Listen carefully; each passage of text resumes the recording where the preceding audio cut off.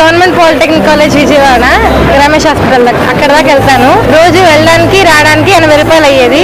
80 రూపాయలు మిగలడం ద్వారా నాకు చాలా ఆనందంగా ఉంది. 80 రూపాయలు అంటే నెలకి 2400 కదా, అలా మిగలడం వల్ల మా డాడీకి కూడా చాలా ఆనందంగా ఉంది. పేదరికంలో ఉన్న వాళ్ళకి ఇప్పుడు ఒక రోజు బస్సులు ఎక్కడానికి డబ్బులు ఉంటాయి, లేకపోవచ్చు.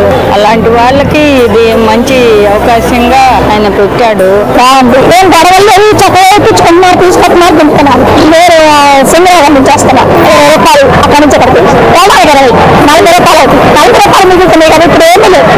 జాగ్రత్త తీసుకుని జాగ్రత్తగా దింపారు. గేట్లో కూడా ఏమి ఉండదు అంటున్నారు. చక్కగా అందరినీ చక్కగా సీట్లు అంటున్నారు. చక్కగా నేను పొద్దున ప్రయాణం చేసా, ఇప్పుడు ప్రయాణం చేశాను. బాగుంది, హ్యాపీగా ఉంది.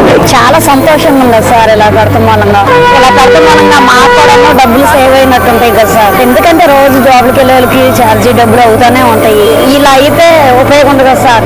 నెలకు వచ్చేసరికి ఎంతో కొంత మిగులుతాయి కదా లేడీస్కి, దేనికో దానికి ఉపయోగపడతాయి కదా.